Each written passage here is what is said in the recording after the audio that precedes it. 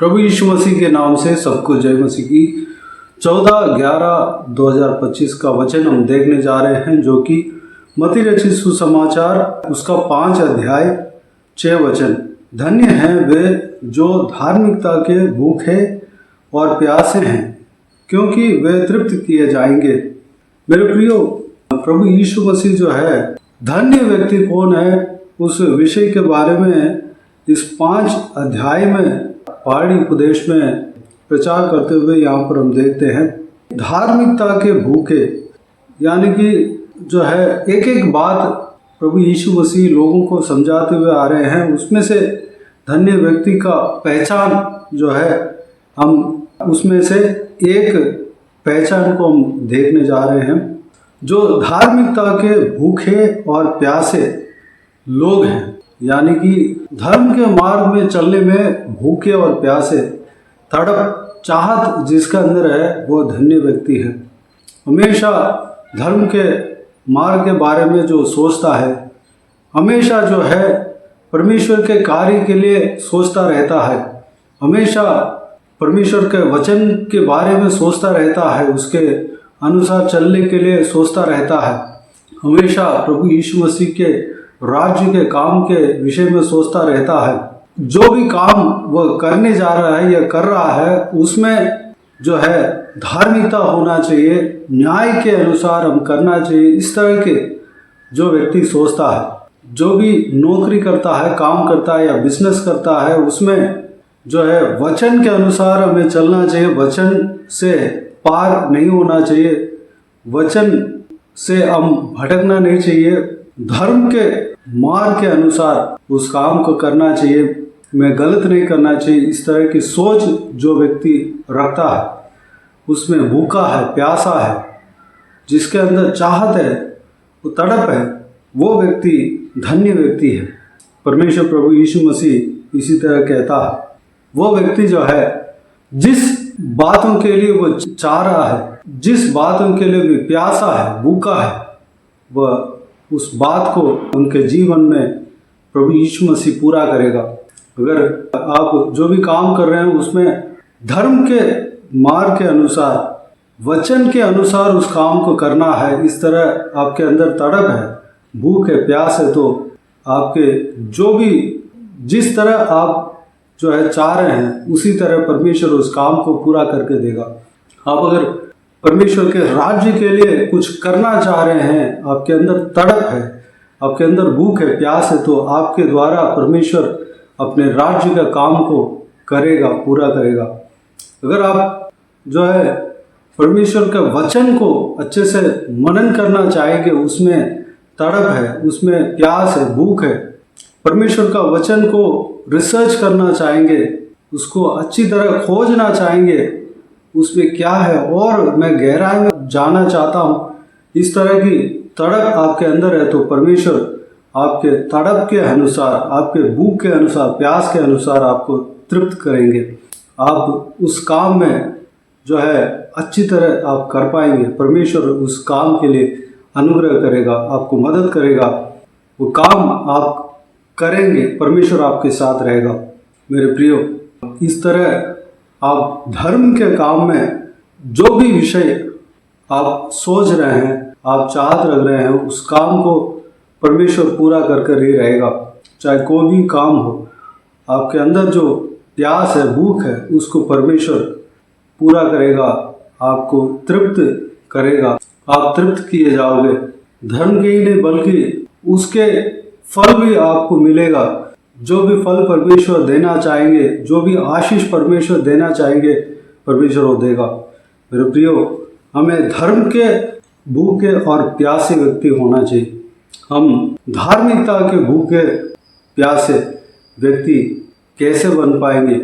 परमेश्वर के आत्मा अगर हमारे अंदर आएगा, परमेश्वर के वचन को खूब हम पढ़ेंगे, परमेश्वर के आत्मा हमारे अंदर बसेगा, हमारे अंदर प्रभु यीशु रहेगा, तो परमेश्वर प्रभु यीशु अपने इच्छा को जो हमारे जीवन के लिए उन्होंने रखा है, उस इच्छा को पूरा करेंगे।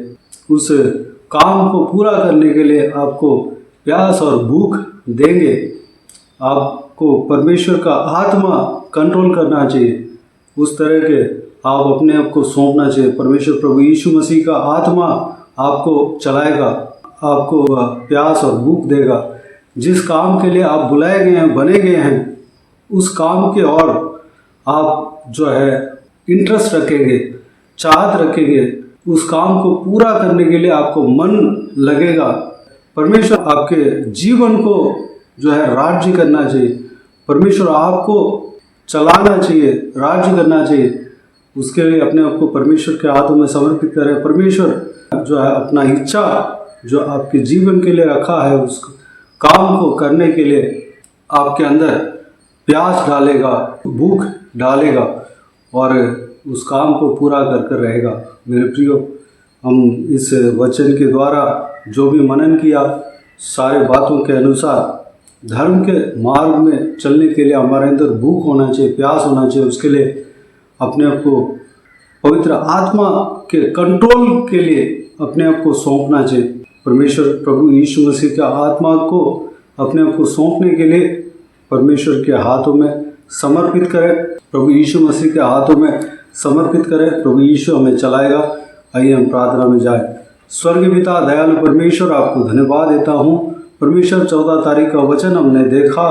परमेश्वर उस वचन में धन्य व्यक्ति के बारे में जो आपने कहा है, उस वचनों में हम एक वचन को हमने मनन किया पिता, जो धर्म के मार्ग में चलने के लिए भूख और प्यासे है, उनको तृप्त किए जाएंगे, आप तृप्त करोगे। परमेश्वर पिताजी, हमारे अंदर धर्म के मार्ग में चलने के लिए भूख और प्यास देना पिता। परमेश्वर हमारे लिए जो भी काम होने के लिए आपने रखा, हमारे लिए जो भी योजना आपने रखा, परमेश्वर उस योजना के विषय में हमारे अंदर भूख और प्यास होना चाहिए पिता। अनुग्रह देना। हम उसके लिए अपने आप को पवित्र आत्मा के कंट्रोल के लिए परमेश्वर हम सौंपते हैं पिता। पवित्र आत्मा में चलाना, कंट्रोल करना, परमेश्वर हमें राज्य करना पिता।